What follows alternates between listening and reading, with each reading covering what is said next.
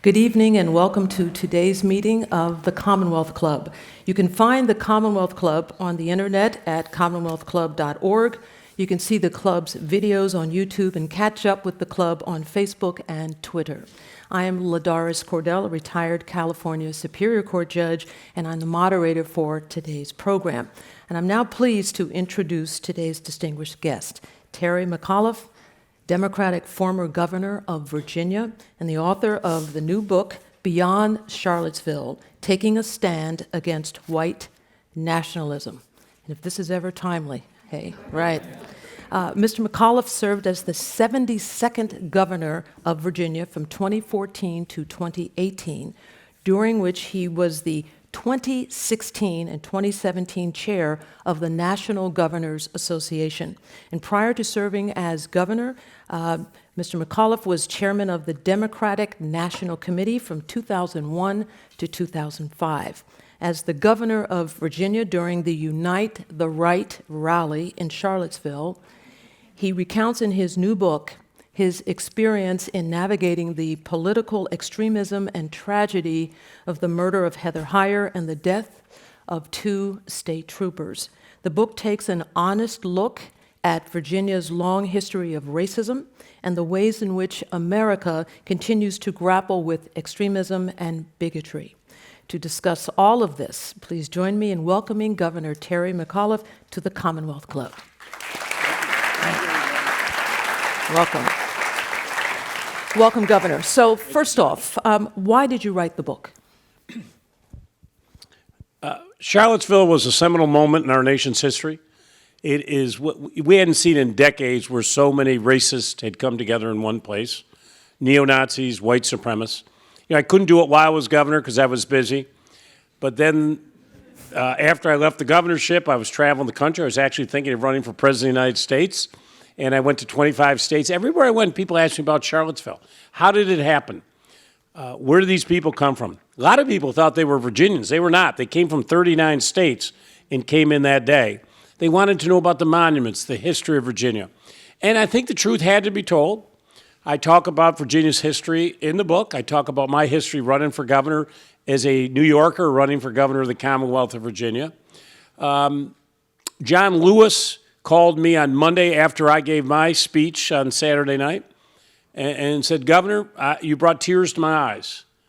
And for me, having John Lewis say that, all he had gone through, and I just thought we needed to memorialize what actually happened. And we have a call to action in the book. How do we go from here? Right. That's the most important thing. And we will get to all of that. So before we delve into your book, I want to talk about you for just a little bit. So you're a spouse, you're the father of 5, and you're a lawyer. And what I found most interesting is how you depict yourself in the book. So this is some of the things you say about yourself, right? I love people. I love ideas. I love life. I'm a problem solver. I'm a perpetual optimist. I'm a born entrepreneur. I'm not one to fade. Have I missed anything? It sounds pretty good, Is that but you got me accurately. Thank you, Judge. Anything you want to add on to that? No, but listen, I'm not a half full glass. I'm an overflowing glass, and it's just my personality. I grew up as a kid in Syracuse, New York. I started my first business when I was 14 to pay for college. Ended up being best friends with presidents, and it's just been a life. And I want everybody else to have that same opportunity. That is why Charlottesville so scarred me. Wow. So you ran for governor and you won in 2013, a Democrat. And it was a majority Republican legislature that wasn't particularly friendly. That's an understatement. All right. So my question, with a hostile majority Republican legislature, how could you be perpetually optimistic? Yeah. Well, it's interesting. So I actually ran for governor in 2009 first. And, they called me a carpetbagger, New Yorker. And I ran on a platform of big ideas, high-speed rail, renewable energy. And I said, if you don't like my big ideas, don't vote for me. And they didn't. And I got crushed. But, I got up the next day and said, most people didn't know I'd lived in Virginia. They said, oh, we see him on TV all the time. I didn't know he lived here, whatever. But then I spent the next 4 years going to every nook and cranny of the Commonwealth of Virginia. I ran on a very progressive, I mean, Virginia was, listen, folks, we are the capital of the Confederacy. We are a southern state, traditionally conservative. When I ran for governor, I ran on what I believed in. I was the first candidate or statewide official in the South to come out for marriage equality. Now, that was a big deal in the Commonwealth of Virginia in 2012. I am the first nominee for governor. Remember, the NRA is based in Virginia. I am the first nominee for governor in Virginia history to get an F rating from the NRA. And I actually ran television commercials. And I also told women I'd be a brick wall to protect their rights. Before I got elected, or actually while I was running, Virginia, as you know, had passed that horrible transvaginal bill. You remember that? Which made Virginia a laughingstock on national television. And they passed the trap laws to shut 25 women's clinics down. That's what I inherited when I went in, but I ran on a very progressive agenda, but I also ran on a jobs agenda. Our economy was in the tank. We had huge deficits. I got to work. I left the biggest surplus in the history of the Commonwealth. Every single woman's clinic stayed open. I actually opened 2 more. We got rid of all the anti-gay legislation, and people were happy. And, you know, so yeah, I'm an optimist, but I had Republicans who, as much as they wanted to hate me, you know, I'd been chairman of the DNC, been friends of the Clintons, but at the end of the day, I created so many new jobs, a record amount of jobs, that it was hard for them to work against me.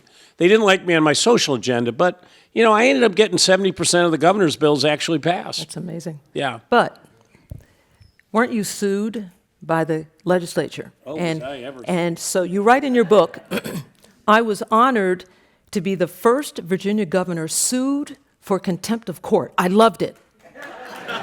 All right, so Governor, more information is needed. Yeah, so that's a very important story. So I also have the record, I've restored more felon rights than any governor in the history of the United States of America. I signed a petition for 206,000. In 40 states, folks, it's automatic. But in the 10 southern states, you know, it's Jim Crow. I mean, this is a remnant. In Virginia, if you steal $201, a felony is $200. So if you steal $201, you are a felon, and you lose your voting rights for the rest of your life. We're one of 3 states that permanently disenfranchises you.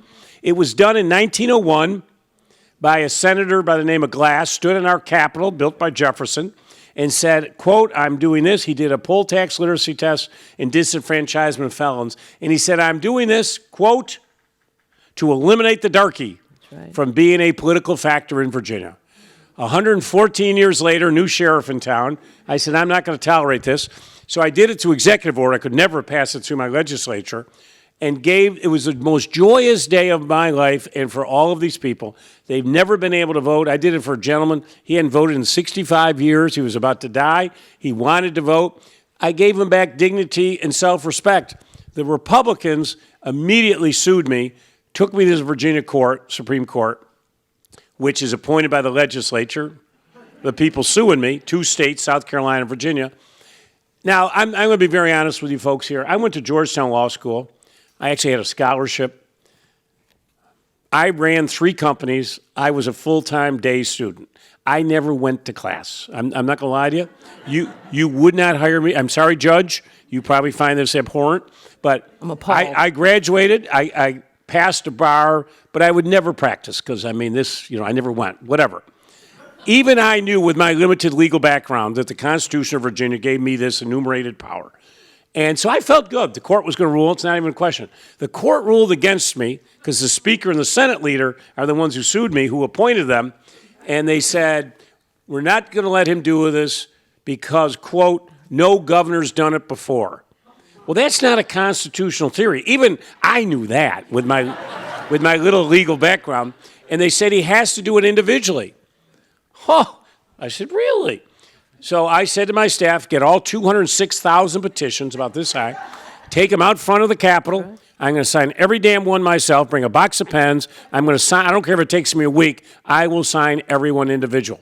The Republicans immediately went to court and sued me for contempt of court. I'm the only governor. I loved it. And now the court knew they were in trouble, and they basically said, no, if he does them individually, it's okay. the best part of the story is now I'm under court order to do them individually. So I took all 206,000 petitions. I had a beautiful parchment printed up with the seal of the Commonwealth and my signature. I put everyone in an individual envelope with a voter registration card, self-stamped address return envelope, all paid for at state expense. Thus, I had the largest voter registration drive in Virginia history. So creative. Yep. So creative. So I loved it. You can Wow. tell, Judge. Yes, you did. There are 378 Confederate monuments across Virginia, most of them built during the Jim Crow era. That's right. In February 2017, the Charlottesville City Council voted to remove a statue of General Robert E. Lee from Lee Park, not far from the University of Virginia. You write in your book, quote, "We knew that we might have a problem on our hands in Charlottesville." And you were right. A few months later, in June 2017, you were surprised and dismayed when the city approved a permit for a Unite the Right rally in Charlottesville. Now, why were you dismayed about the permit? And I ask this because doesn't the First Amendment allow for permits for public gatherings, even when the message is not one that we like? Yeah, good question. This is a big debate. Now, leading up to this, I had known as soon as this permit went in from these neo-Nazis and white supremacists, I had stood up my fusion center with my state police. Be careful what I say publicly, but we had undercover operations going on. I was working very closely with the FBI and the DHS. We were monitoring these deep, dark websites. They were telling everybody to come to Virginia to bring weapons and to hurt people. So we knew ahead of time that they were coming to do damage and to hurt people in Virginia. And the problem I had, and listen, First Amendment, you can say whatever you want. I get that. But you don't have the right to come in and hurt people, and you don't have the right to do damage. And my problem with the city of Charlottesville, when they filed the permit, you have 10 days to amend the permit. They didn't do anything, so it was automatically permitted. You should have banned poles, sticks, masks. You should have limited the amount of time, and it never should have been held in Emancipation Park. Who should have done that? Who should have? The city. The city had the authority to do that. And did not. They did nothing, so it automatically got approved. So, so I kept arguing that you got to get it out of Emancipation Park because we knew 1,000 armed people were coming and probably 1,000 or two counter-protesters. We couldn't control it. That park is about probably 4 times the size of this room, honestly. There's no way you could control this. On Wednesday, the city finally filed to move it to McIntyre Park, a much bigger park. The key to crowd control and protesters is to keep them separated. You couldn't do it in Emancipation Park. And the ACLU sued on behalf of the neo-Nazis. And a judge ruled in favor Friday night at 9 o'clock to let it stay. And very tough in the book. I love the ACLU, but they were wrong here. We could not keep people safe. We had no ability, and 3 people were killed. And we just had no ability to do it. So, Friday night, at the University of Virginia, there's a big mountain. And at 9 o'clock, what you could see is hundreds of people coming down the mountain in pitch black with torches, screaming, "Jews, you will not replace us," blood and soil, chanting all of the neo-Nazi chants from 1933 and 1934. This was Friday night. So we knew there was going to be an issue. And then Friday, of course, or Saturday, we got into the insanity. And I've never in my life, folks, be honest with you, have heard what I heard that day. Standing in front of the synagogue, they're yelling, "We're going to burn you, and we're going to burn that synagogue like we did in Auschwitz," and laughing. Every other word was the F and N word. Every woman was called the F and C word. These are 1,000 people. Now, I don't like what they yell, but they were physically assaulting everybody. And, and finally I called a state of emergency and declared it and emptied the park out. So we'll get to that in a second. So I'm going to ask you another question on this. So on Saturday, August 12th, 2017, this was the largest white supremacist gathering in the United States in decades, right? In Charlottesville, all right. Among them was David Duke, the former Grand Wizard of the KKK, with his Nazi salute. How did you monitor what was going on since you weren't actually physically there? Yeah. Well, first of all, the governor shouldn't be there because the last thing you want, I mean, I had my general in charge of the National Guard, I had my colonel in charge of the state police, I had my public safety secretary. The governor should not be in the command center telling people what to do. You hire these people, they know what to do. You don't want the governor like saying, oh, do this, do that, because, that's not your expertise. And knowing my personality, they knew I would have wandered out into the crowd, which wouldn't have been good. I'll just leave it at that. I would not have tolerated these swastikas and Adolf Hitler T-shirts. But, listen, we knew leading up that it was going to be trouble. I started to get calls about 6:30 in the morning. We were monitoring the situation. Brian Moran, our team on the ground, they had the command center down there. And about 8:30, he called and sent a picture. What happened is all these militia groups showed up with semi-automatic weapons. We're an open carry state. So all of them with long rifles, semi-automatics, and, they had revolvers strapped to every part of their body they possibly could. And they were all wearing military uniforms, camouflage. And all legal. This is all legal, carrying these weapons? Yeah. Okay. Oh, yeah. Okay. And they said they were there to protect the First Amendment and Second Amendment rights and all that. And then we had a lot of skirmishes going on. And then about 11:15, Brian Moran called me and said, Governor, this thing's out of control. Remember, we're in a support role. The city runs it. So if there's a crisis here today in San Francisco mayor and chief of police generally will run the operation. The state will be a support role. So I wasn't running the operation. We were there in support. I had about 975 state police and all of these National Guard, but we're in a support role. They should have declared a state of emergency. And finally, my Secretary of Public Safety was on the ground and said, I can't take it anymore. I don't care about protocol. Called me and said, it's really bad. You got to do something. I declared the state of emergency. Right, and you put in your book, you called it at 11:28 a.m. Right. Right? And then... And remember, the rally wasn't supposed to start till noon. Right. So you're ahead of the curve here. Yeah. You call the state of emergency. Then you get a call from the White House. Right? Describe the conversation you had with Mr. So President Trump calls me, which the president will do in an emergency. We'll call the governor of the state to try and find out. I had dealt with Trump a lot that year because I was chairman of the National Governors Association. So I represented all the governors. And I'd had a lot of fights with Trump on his Muslim ban. There were people coming into Dulles Airport, our big international airport, U.S. citizens being detained for hours because they'd gotten on a plane from one of those countries. And I would go and demand they be released. I mean, this is America, folks. 5 hours detained without access to a legal counsel, and you're a U.S. citizen, really? I was very angry with him with the ICE raids in Northern Virginia. They were stopping everybody. There was a woman who was stopped for a broken taillight.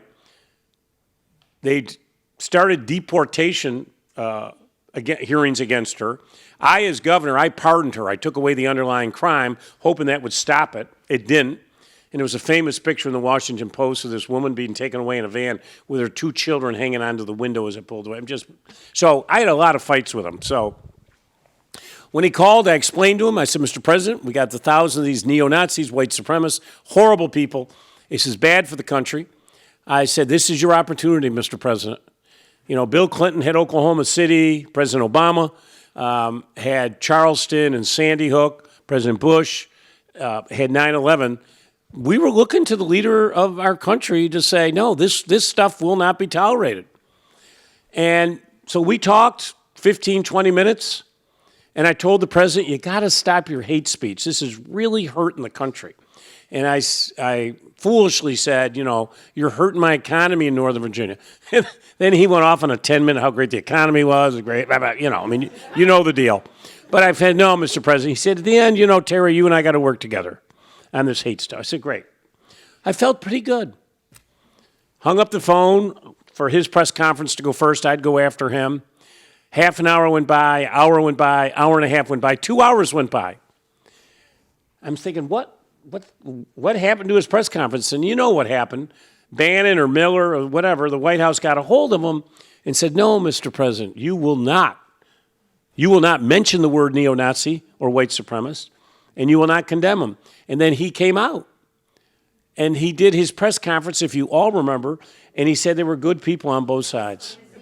Now, there were not good people on the neo-Nazi side. Heather Heyer was killed that day, 32 years old, fighting against white extremism. I lost 2 state troopers that day. He failed the country. So we're going to get to a little more of that, but after you got word that Heather Heyer, Jay Cullen, and Burke Bates had been killed, all 3 to whom you dedicate your book, by the way, that must have been a governor's worst nightmare. You get this information, and 2 of the 3 you knew. I mean, you were close to them. So what did you do as soon as you heard that? So when I called the state of emergency, the state police went in. They said, you have 11 minutes to clear the park. And they cleared the park. And then, as I say, the National Guard went in and secured the park. So 11:50, 10 minutes before the rally was even supposed to start, everything was over. We'd had no real injuries. Nobody had gone to the hospital. No property damage, 0. We actually felt we had, the crisis was over. And then about an hour later, I get a call from Brian. He says, is the TV on? I said, yeah. He said, well, you're about to see something. And as you know, James Field weaponized his car and ran through a downtown city street of Charlottesville and killed Heather and literally just so maimed 35 people, injured 35 people. Couldn't believe it. So at that point, I said, I got to get down there. I'm going to do the press conference from there. And so I took the helicopter I used as governor was there in Charlottesville doing surveillance with my pilot and co-pilot who'd been a member of my security detail. So I flew down on Fairfax County's helicopter. And as soon as I landed, large contingent of police to take me in because of all the issues. In the front seat was the head of my security detail. He said, aircraft has just gone down, Governor. Now, there weren't a lot of planes in the Charlottesville airspace, but there was an airport. I had a sinking feeling because I knew our helicopter was there. And so I went over to where we were going to do the press conference, and I was about to go out, and I knew I had to speak for the Virginia and the country to give my speech because Trump had just so fumbled the ball. And I knew it was very important. Everybody was watching. And then 5 minutes before I went out, they came in and told me that the helicopter had crashed, it was ours, and that Burke and Jay were killed. And I got to tell you, Burke and Jay, as I say, Jay had been my pilot for 3.5 years. Burke had been on my executive protection unit. When you get elected governor, you always have 2 state troopers with me, 1 with my wife, and then with the kids. And Burke, of the 14, was the biggest character of them all. I tell a couple stories in the book. So I get elected, we move to Richmond, and my daughter Sally, I have 5 children, my daughter Sally is starting high school. You know, she's in a new city, she doesn't know anybody. Her dad's governor, not good, going to high school. So Burke happened to be driving her that day, so they pulls up to St. Catherine's, and all the seniors are out there, welcome the freshmen. And, it's hard. She just moved to the city, she doesn't know anybody. And as she pulls up, she's so nervous, and she says to Burke, can we just pull around the corner, let me out quietly? And Burke says, sure. He pulls right up in the front, turns the siren and lights on, and gets on the microphone, Sally McAuliffe has arrived. And mortified my daughter. But she said at the end it was an icebreaker. I'll bet. And then the other story I tell about Burke, which was the last time I saw him. So Burke had been in my security detail. He always wanted to be a pilot, a helicopter pilot. He finally got it. So he came over, it was his last day as an EPU agent, and he came over to see me, and I have the picture in the book of actually the meeting, and we had nice pleasantries, and he said, I just want you to know, I just sent your son a care package. My son Jack is a captain in the Marine Corps, and he was stationed in Iraq, and he was over there, and Burke said, I just sent him a great package. I said, great, Burke, what'd you send him? He said, I sent him a whole bunch of cigars, because my son said there's not a lot to do over in the desert in Iraq, but when you get back, smoke a cigar, relax. He said, I sent him some magazines. I said, great. He'll like Time, Newsweek. He said, oh, no, a little more colorful than that, Governor. And the best part is he said, and I sent him a bottle of Irish whiskey. I said, what? I said, you can't send to the military a bottle of whiskey, especially in a Muslim country where alcohol isn't allowed. Oh, said, Governor, don't worry. He said, I put it in a Listerine bottle. That's the last time I talked to Burke. Wow. The package took a month to get to Iraq. I said to my son, what'd you get? He said, I got some cigars and some interesting magazines, Dad. I said, did you get any Listerine or any? He said, no, but there was a letter in the package from a military inspector and said, tell your friend, don't ever send liquor ever again. Got it. Got it. How did your press conference go, in your view? So as I say, that had just happened. Yes. I just right. found out he died. I talked to my wife, who really had a hard time even talking because she wasn't as close to Jay because she didn't fly with like every day with me on the helicopter. But Burke and she were like inseparable. Right. And so the family was really broken up. And the president had just had his press conference. The president had just held his press He conference. had just had his, and he failed. And then, so now. I was irate at his press conference. Right, so how. What do you mean, good people? How did yours go? So I went out, and I tell him the book. I have no notes. I knew what I wanted to say. And I called him out. I said, neo-Nazis and white supremacists, you're not wanted in this Commonwealth. Get the hell out of our state. In fact, while you're at it, get out of America. I said, we don't tolerate it. I gave about an 8-minute speech from my heart. I had no notes. I said, you parade around like you're a bunch of patriots. You're a bunch of cowards. You're a disgrace to our country. And talked about the unification, talked about my call with the president. I called the president out at that press conference in front of 1,000 cameras. But, you know, I had to do what I thought was right. I didn't want people thinking, first of all, that this is who we were as Virginians, and I didn't want people around the world thinking this is who we are as Americans. We don't act like this. We don't talk like this. Amen. So you write in your book that you have golfed with Trump, you've dined with him, and you took his money. You wrote $25,000 when you ran for governor in 2009. Given your view, and you write in your book, he is a dangerous racist. Yeah. Any regrets about your past association with him? Well, when I knew him, he was a Democrat. I mean, honestly, folks, don't kid yourself. This man was a Democrat his whole life. He was pro-choice. He was pro-gay rights. He donated to Democratic candidates. I mean, he wasn't a big political actor, but he was on the stage. He wasn't a Republican. He supported all of our causes. He was a big player in New York politics. When I ran for governor in 2009, he wrote me a check for $25,000. This is when he was a Democrat. I actually went back in January of 2011, and he told me, that's the first time he told me, he said, I went back and said, I was probably going to run again. He said, I'm not going to give any money. He said, because I may run for president myself. I'm thinking, yeah, really? Okay. And I said, what party? And he said, well, I don't know yet, but if I do as a Republican, this could hurt me. The guy has no moral core.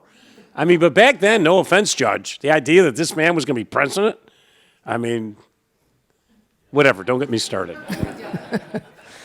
So let's go back to what comment you made a little bit earlier about the ACLU of Virginia. So you're concerned that you felt they were, on the wrong side in this issue? Because there's more than a couple of times in your book, you don't talk very kindly about the Virginia ACLU. So is it primarily because you just feel they took the wrong stance on that particular issue? And I tell in the book that after that many of the leadership of the ACLU nationally resigned after Charlottesville. I think most of the Jewish members of the ACLU and said, we're not here to protect free speech for neo-Nazis. Now listen, I understand that, First Amendment is important. But what is more important is our ability to keep our communities safe. And we had no ability at that park to keep them safe. And that was a huge, huge mistake. And there's a lot in the book that I talk about where we need to go, but the ACLU should never have sided with the neo-Nazis and the white supremacists. Now, they have every right to do what they do, but I got to tell you, folks, I just couldn't get over this idea of these people with these swastikas and Adolf Hitler. They exterminated 6 million members of the Jewish faith. I'm sorry. They don't deserve protection in the United States of America. If the governor and the mayor and the people say we can't keep you safe, that should be our decision. And why you would ever side with neo-Nazis is really, I'm sorry, I don't accept that. Okay. Okay. All right. I know you're a judge and you got to balance all this stuff. Yeah, it's important. I know. I agree. Constitution, First Amendment. All right. Frequently, after a racial incident, be it a police shooting of an unarmed African American or protests about racial injustice that erupts into violence, city or county or state leaders convene commissions where communities have these, and I quote unquote, honest discussions about racial inequality. In the aftermath of the Charlottesville tragedy, you convened such a commission. And yet, I'm just curious, you write at the end of your book, and I'm quoting from your book, sure. Forget reconciliation commissions. Words, words, words. It's a bunch of white people sitting around together trying to feel comfortable to talk about a problem to death, but it doesn't bring change.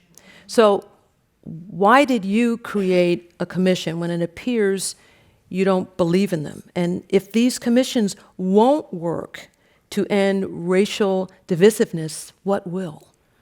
The point I make, and there's two different things there.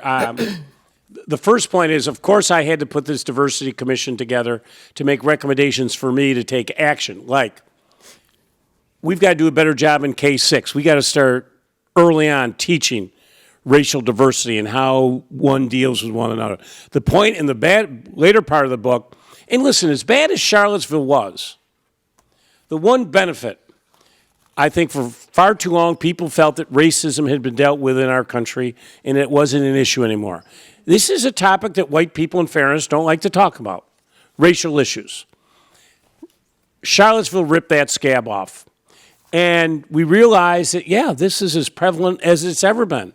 And the point I'm trying to make is, and we have inequities in school, when you have different school districts, and I fought hard as governor to help Norfolk and Petersburg and Richmond. If you don't have the same quality teacher, you don't have the same quality infrastructure of a school, that child is going to have problems the rest of their life. To me, that is racism. If we don't have a fair, affordable housing program so that people have options, you know, to raise a family in a home, that's racism to me. And the issue on health care delivery. But one of the biggest points I talk about in the book is on our criminal justice system. We have a racist criminal justice system, I believe. Unfair sentencing. If you're an African American in many of the southern states, you received a disproportionate sentence. I tell one story of a young man, young African American man by the name of Lenny Singleton. I had the most pardons, no surprise to anybody or of any governor of Virginia history, but I had a young man, Lenny Singleton. He was a drug addict. He had a problem with drugs. He committed 5 robberies. The total theft of all 5 combined was $535.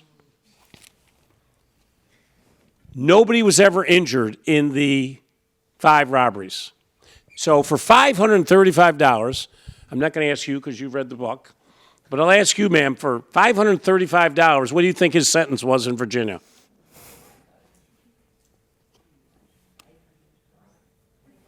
Yeah, I'm asking you. What do you think? Yeah. Take a guess. Take a guess. 2 life sentences plus 130 years. Folks, I'm not making this up. I could sit here in this chair and give you 20 of these. $535, and by the time I got to him as governor, he'd served 20 years for $535. My point is, you got to do something. And commissions that aren't empowered but sit around and talk without any power to them are meaningless.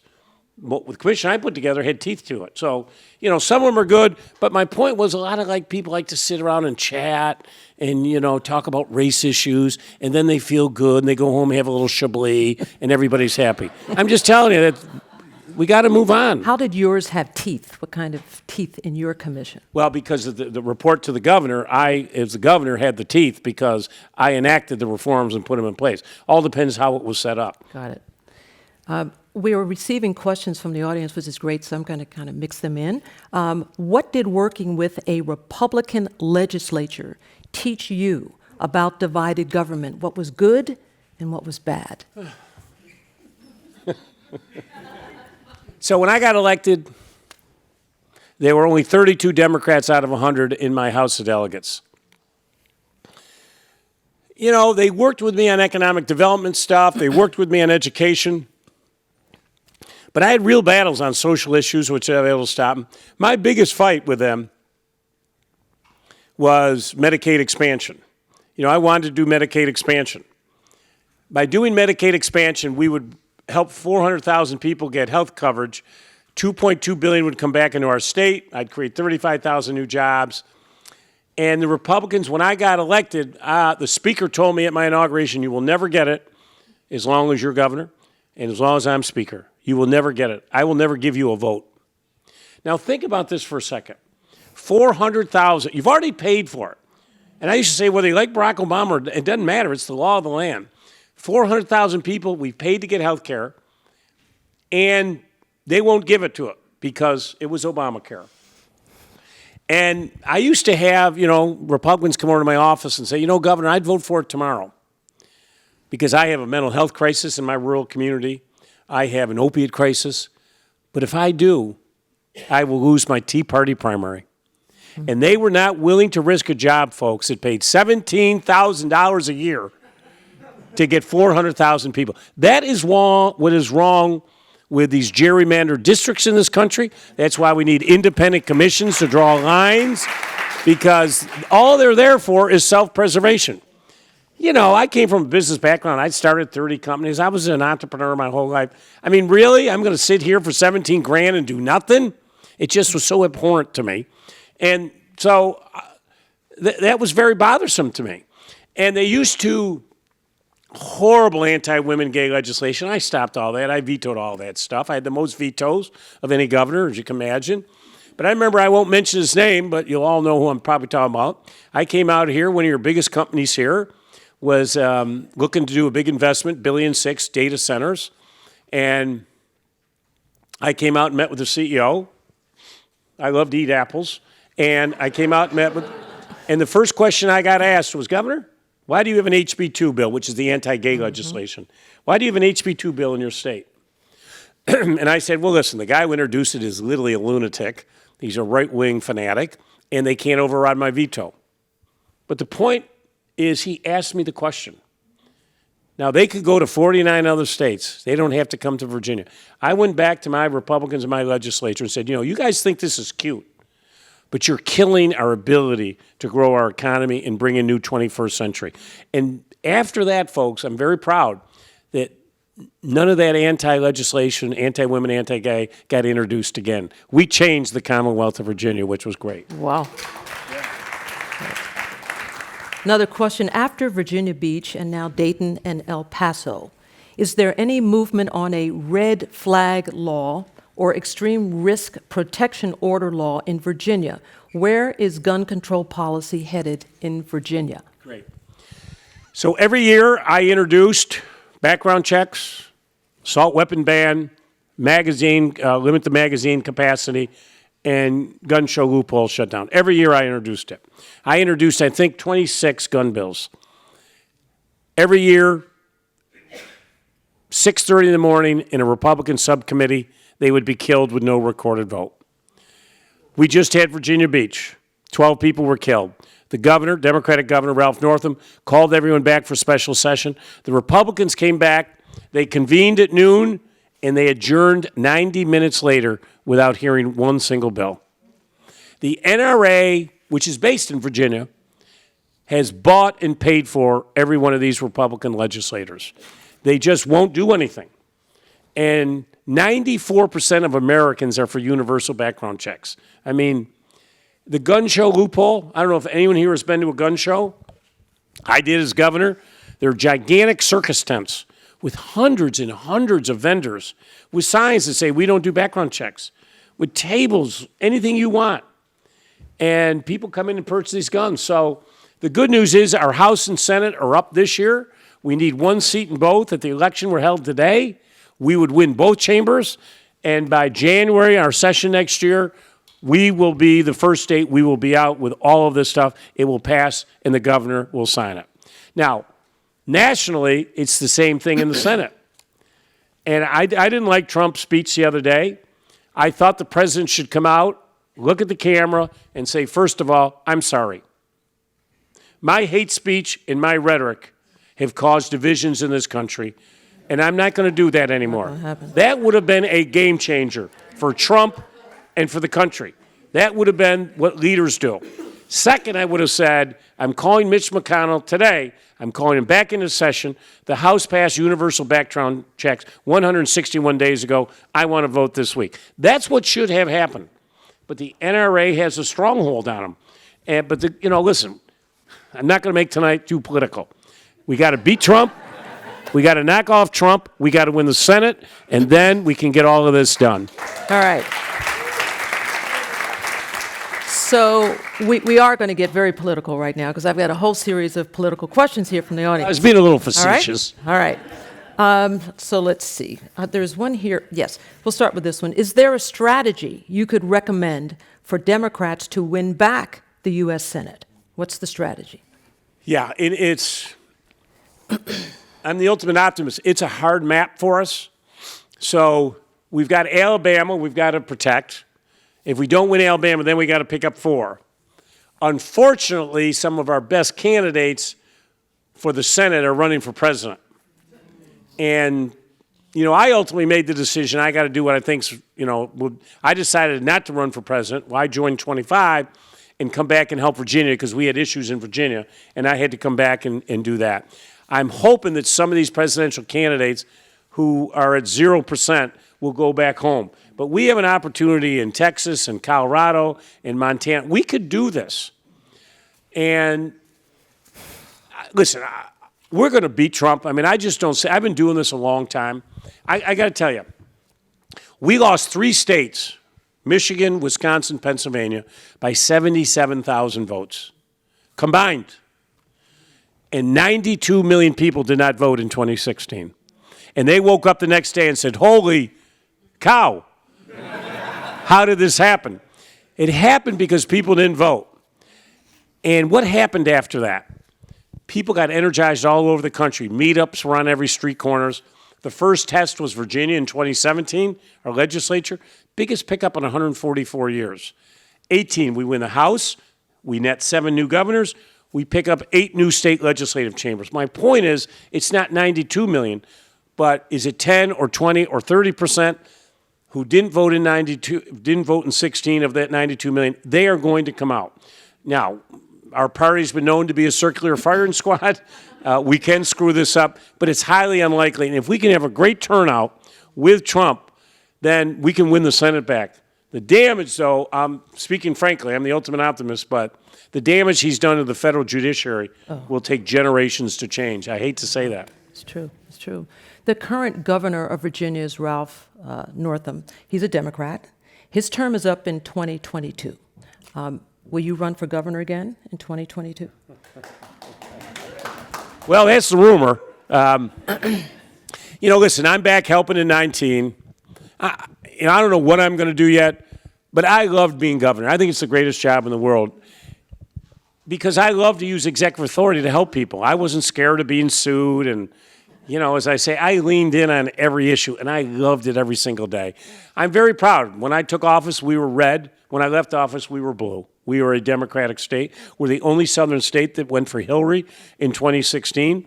We are an open, welcoming state, and I don't know what I'm going to do. I wouldn't foreclose it, but, Judge, I don't foreclose anything. I'd like to be Pope.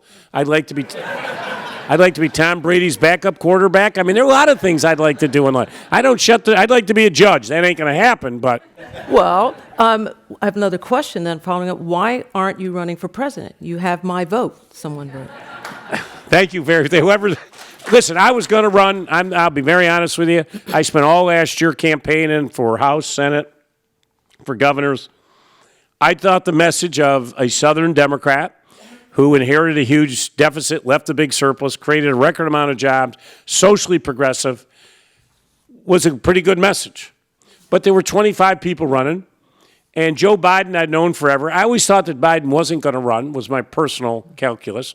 He decided to run, and then we had all these issues in Virginia, so it was the And so I went over and spent about 3 hours having dinner with Joe Biden one night, and then the Virginia stuff blew up. So do I get in with 25? He's sort of in my space. I would have had to get around him. Or can I come back and make the biggest difference? And we're going to win the House and Senate this year. And I've done 58 events, folks, in the last couple of weeks in Virginia. I'm doing every night. I'm killing myself. I've raised millions of dollars for the party. I mean, I had to take over because of the problems in Virginia. And what does that mean? That means in January, we're going to raise the minimum wage. Our minimum wage is $7.25. It's a disgrace. Yeah. We'll get, as governor, I used executive authority to put Virginia in RGGI, the Regional Greenhouse Gas Initiative, the only southern state for carbon reduction. Republicans just took it out. So next year, all this stuff I wanted to get done as governor will get done. And, the way I look at it, I'm still a young man. Absolutely. Thank you. Absolutely. Life is short. Absolutely. Racism is increasingly becoming aligned with the political right. How do we effectively reduce racism without rejecting Republicans at face value, tempting as that may be? Well, it's an interesting point that's raised because, shame on the Republican Party who has not stood up to Donald Trump on any single issue. They can all play their games all they want. They have allowed Trump, and they refuse to come out and condemn him. Like when he attacked Elijah Cummings last week, he went after the squad. When he tweeted, neo-Nazi stuff. So they're culpable. They're right in bed with them. They need to pay a price for that. And we got to wipe them. We got to knock them out, get them out of office. That's the most important thing we can do. But you can't allow the president. They've just been such chickens. I've never seen anything like it. On issues of impeachment, all of this stuff that's gone on, the self-dealing this family has done in the White House, the issues that's gone on overseas, they never say anything. They murder a Washington Post Virginia resident, journalist, and Trump is siding up with MBS over in Saudi Arabia, and the Senate says nothing. We have lost our moral standing in the world, and it's because of the Republicans.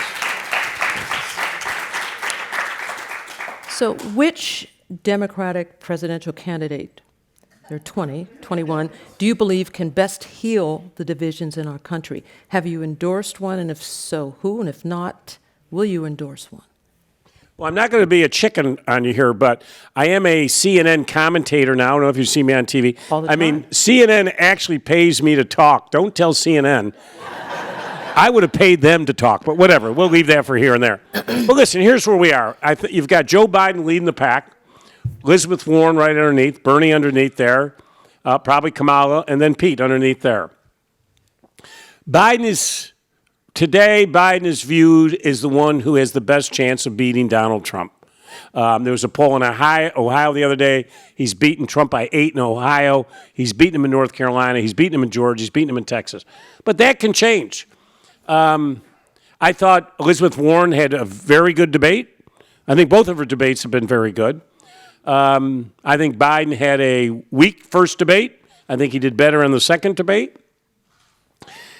You're going to get 2 or 3 tickets coming out of Iowa. I think it's going to be probably, my personal opinion, you're going to have in that mix, it's going to be probably, and Warren has taken a lot of Senator Sanders' support. So she's really impacting him. I think Kamala and Warren and Biden are most likely to be the tickets out of Iowa. Bernie's got could have about 10%. But I'll tell you the one thing, these debates I have not been all that impressed with, folks. I'll be very honest with you. I've said this on TV. They've been too negative for me. First of all, we need some joyful warriors out there that will unite America and, get us excited. We've had too much bickering about health care. We own the issue of health care. Donald Trump has ruined health care in this country. And we're talking about Medicare for all up here, and everybody's confused on it. And people are sitting at home saying, wait a minute.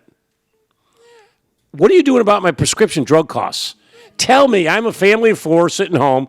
Tell me exactly how you're going to reduce my prescription drug costs. How are you going to stop these out-of-network hospital costs that I get? And that's what people are facing at home. And we're up here fighting over this stuff. mind-numbing. Most Americans are confused about it. And we talk about, we want immigrants to come in and no one will be charged with a crime, and then everybody gets health care. Americans are sitting home. Wait a minute. I got health care. I pay for it. My point is we're not sending the right messaging. I have not heard K-12. Well, thank you very much.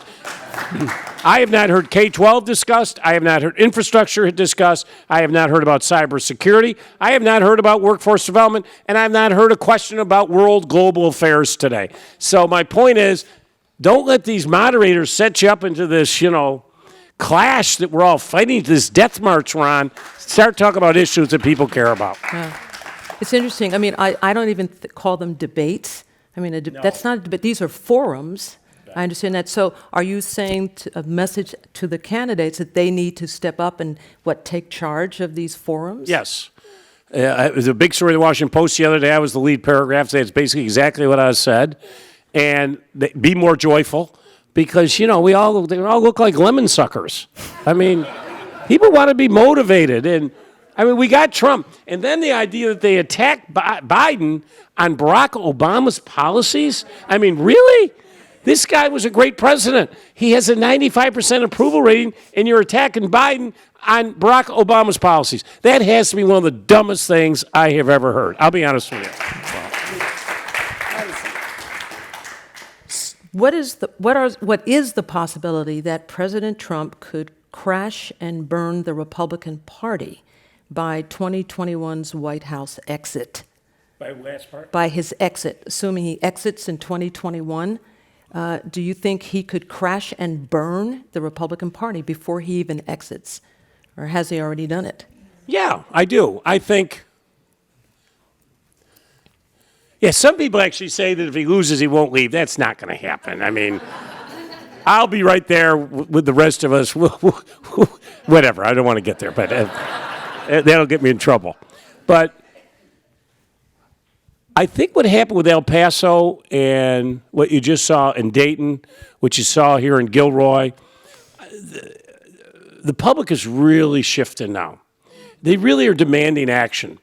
And, we have these instances in Sandy Hook and Virginia Beach, and they're forgotten after a couple days. But I think now so much hatred and so much has gone on. That's why I'm thinking that the Republican Party is going to pay a huge price in 2020. I'm optimistic.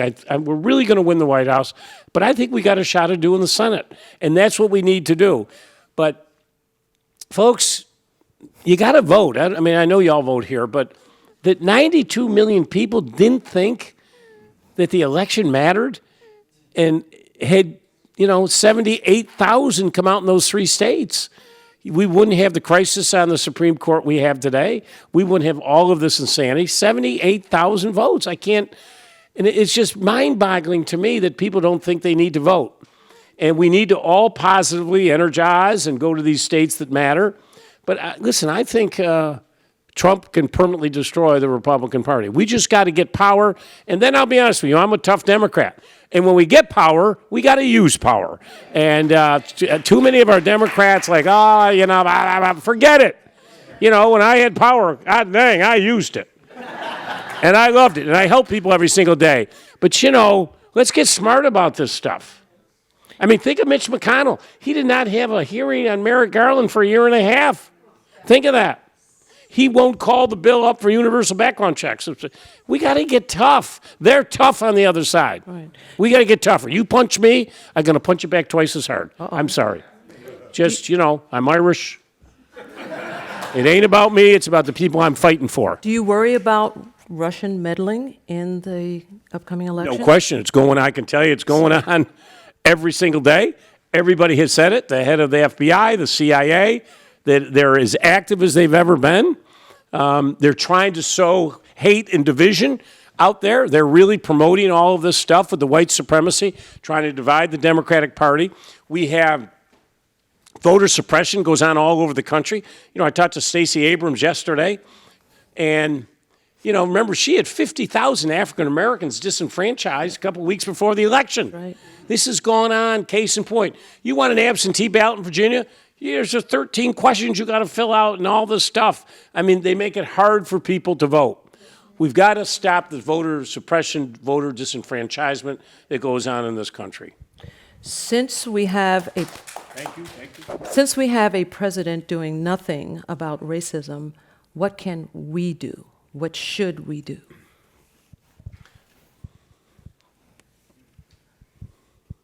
First, acknowledging that racism exists and may not be the case out here in California, but there are parts of this country. Okay, good, good, good, good. Let it exist. I can tell you in some of the southern states, not an issue, everything's fine. It's not fine. And really, you have racism all over the country. And I go to the point, it's about schools and all those other issues. So, A, voting, holding people accountable, but holding elected officials accountable. And write in the book, do something. Get out there and hold these officials. Too many people are comfortable in their life. And they're really not wanting to challenge some of the things that really make their life a little bit more difficult and to get out there and really shake things up. And hopefully this book is a call to action for people. We can't go the way we're going. And I talk about in the book, listen, I think what really, when Barack Obama got elected, for certain people to have a black man in the White House was just too far for them. Yep. And it really created this schism. They didn't really act on it. They talked about it. But then you have Trump come along with the birther movement, all the craziness he had, and all the things that he took. It was sitting there like a powder keg, and he took a match to it. Now we got to stop it. We got to put that out. We got to beat Trump is obviously the most important thing we can do. But it's really civically getting engaged. If your schools, you know, as I talk about, are unfair, then you ought to get involved. You don't have to be on the school board, but you ought to hold your school board officials accountable. Where are you with students? Because to me, I go back and I talk about in the book, it all goes back to education. People are not born saying, I want to burn you alive like I burned you in Auschwitz. They're not. It starts at home, but it starts at education and the interaction that you have at a young age with other people. And folks, we got to do a better job at it, and we don't do it.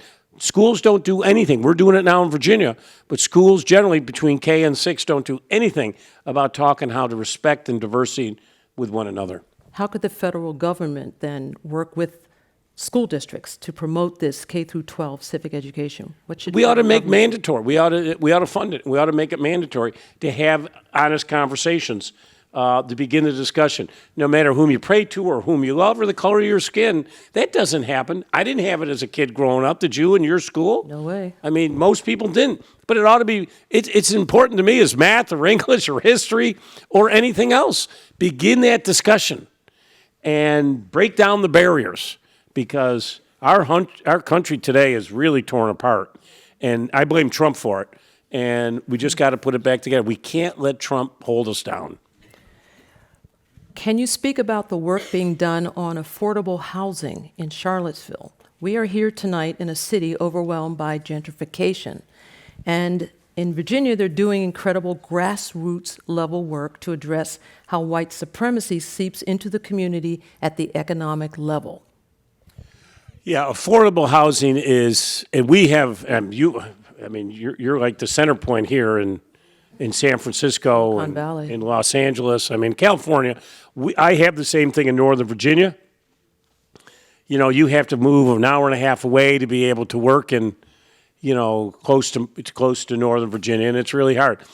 This is something I think the federal government needs to tackle. I know, you know, Ben Carson came out with these opportunity zones. That's not dealing with the issue that we have. We need, and some of it is regulatory. We make it so difficult. We make it so difficult and so expensive to try and build affordable housing. The regulations make it so difficult. Government can solve this. We have plenty of land that we can do it, but we got to have a plan from the federal and the state and the locals to tackle this issue. I put millions and millions of dollars when I was governor into affordable housing programs because it's just so hard on so many families. It eats up so much of their income. But I think this will be one of the biggest issues our nation faces over the next 10 years. I think every elected official is going to be held accountable on affordable housing. You know, we've made great progress on health care. We got 190 million Americans covered. We still got to cover 26 million. which we can do if we change the eligibility requirements on Medicare. That's what I'm saying on this Medicare for all. I mean, we'll cover these 26 million, but we got to get costs down. We got to focus on costs as it relates to them. But I think beyond that, I think the biggest issue out there is affordable housing. It's a complex regulatory, but it's something that we all need to solve together because it goes, when I talk about racism, education, housing, healthcare, and sentencing. To me, those are the 4 big issues in this country today. Wow. And we got to get rid of these minimum mandatory sentences as well. Absolutely. I found your remarks at the press conference after the Charlottesville tragedy, remarks you gave without any teleprompter, without any notes at all. I found them to be very compelling and very heartfelt. And so I think, and so very appropriate in today's America. So I'd like to close our conversation this evening by asking you, if you would, to read just a portion of those remarks that you gave at the press conference to our audience. Is that all right? Okay. And there you go. Thank you. And one thing I should also mention is, on the book, I'm donating all the proceeds to the Heather Heyer Foundation, to the families who've lost one in the line of duty, and to the survivors. So, thank you. So this was from my press conference on August 12th. I have a message to all the white supremacists and the Nazis who came into Charlottesville today. Our message is plain and simple. Go home. You are not wanted in this great Commonwealth. Shame on you. You pretend that you are patriots, but you are anything but a patriot. You think about the patriots today, the young men and women who are wearing the cloth of our country. Somewhere around the globe, they are putting their lives in danger. They are patriots. You are not. You came here today to hurt people, and you did hurt people. But my message is clear to you. We are stronger than you. You will not succeed.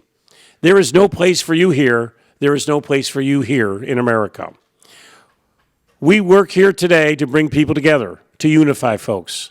I'll remind you that we all are a nation of immigrants. Our diversity, that mosaic tile of immigrants, is what makes us so special. And we will not let anybody come here and destroy it. So please go home and never, ever come back. Take your hatred and take your bigotry. And if I could give you one piece of advice, please use your time and energy to help people. Come with me to a homeless shelter. Come with me to help a veteran find a job or a place to live. Stop the hate speech. We have got to bring people together. And with that, thank you. Thank you. With that, a huge thank you to you, Governor McAuliffe, author of the book Beyond Charlottesville, for joining us this evening. And just a reminder, copies of his book are available for purchase, and Governor McAuliffe will be happy to sign copies in just a few minutes. I am Judge Ladaris Cordell, and now this meeting of the Commonwealth Club, the place where you are in the know, is adjourned. Thank you.